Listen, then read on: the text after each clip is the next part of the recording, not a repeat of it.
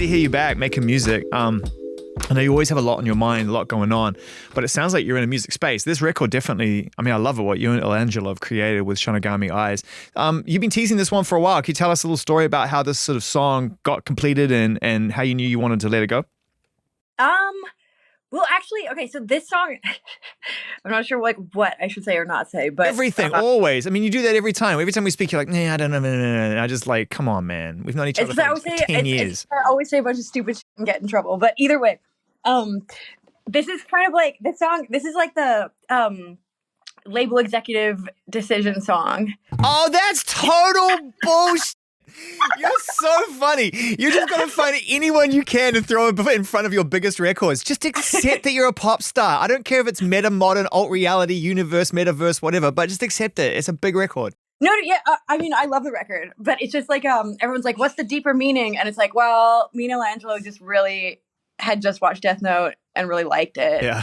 I said, it's not that deep, although we can retroactively tell the story. Basically, I wrote like the whole space opera thing, and this is like the only song that wasn't in this like big narrative plot, which like fairly to Columbia and Ron, it doesn't really make sense. It's not super marketable to have like a big, like weird, complex thing. What, the space opera? I mean, they knew what they were investing in.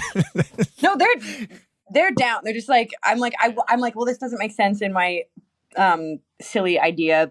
That you're throwing your biggest pop song away because it doesn't make sense inside your otherwise really intense space opera. Yeah, pretty much. One of the things I really want to do is like a decentralized girl group. So like an open source kind of thing. Like I'm really against the way copyright works and everything. I think like once I'm like free from being on a label, like, you know, for everything everyone says about Moby, I do think it's really cool that his music is like you can just sample his music and it's just like copyright free, and like that was like a sick move. And I feel like sort of like taking that to the next level. Like it's like, why can't, it sucks that like some of the most profound art I feel like I've seen in the past few years has been kind of like fan art and like cosplay and just like people making shit with properties that already exist. And so it's like, I don't know, I just sort of like think there should be more sort of like explicitly open source kind of like franchise.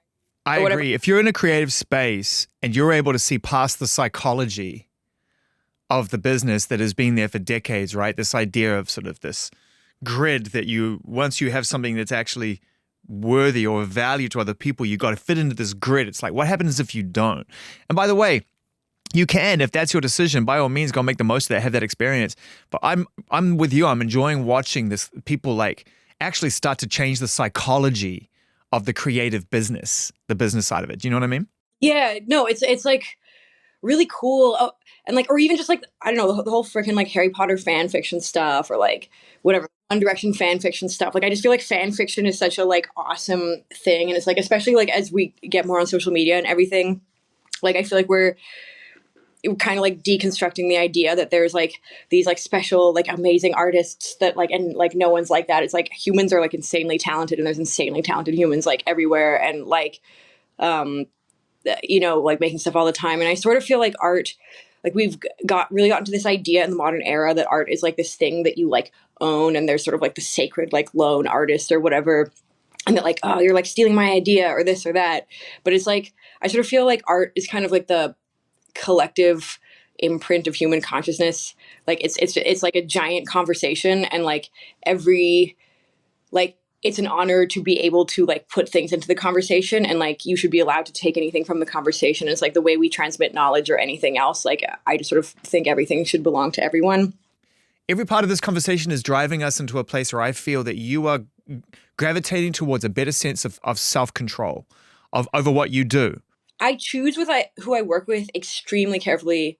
The team is very small. I sort of feel like the best tool in the world is another human brain. That's one thing. I used to be so like, Grimes produces, directs everything myself. Like no one else can come in at all. Never, ever, ever, ever. And you know, like then I started working with Elangelo and stuff, and it was just like just like the greatest experience of my life. Like I was like, like someone said to me, like, oh, like artists kind of have like a 10-year period where they like make their best stuff and then they start falling off. And like when I started, because I've just never worked with anyone ever. It's like a when fresh start. when I started working with Elangelo, I was like, I feel like this is like my brain is rewiring. Like I could just feel the neurogenesis. Like I was like, I feel like a whole new artist, like because I've just never even done this. There's this whole other realm of creation that I've never even like gone into. I'm just going to keep it real simple because I always love talking to you about all of this stuff, but I'm just always really happy when you come back with a song, which sounds like an obvious thing to say, or an album or a project or a mix, whatever you do, because I know that you have all these other creative areas, but music is just, your music makes people really happy. And I guess my last question for today is like, when you go online or go into your feeds or whatever, and you put your music first and you put it in front of us as fans and you see the reaction, do you still get that kind of emotional kick that you got when you were first making music before all these other distractions, exciting distractions and creative opportunities came your way? Are you still at your heart that fan of your own music, and do you care what people think in that way?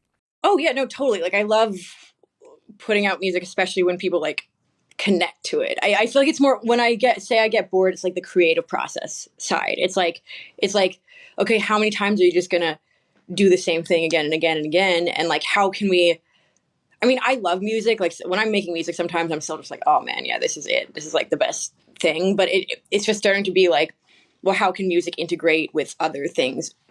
And like, how can, but putting stuff out like is still really fun. Like engaging with the public is still really fun. I'm just like looking for ways to do it. Like, can it get crazier? Yeah, it definitely can. How can it get crazier?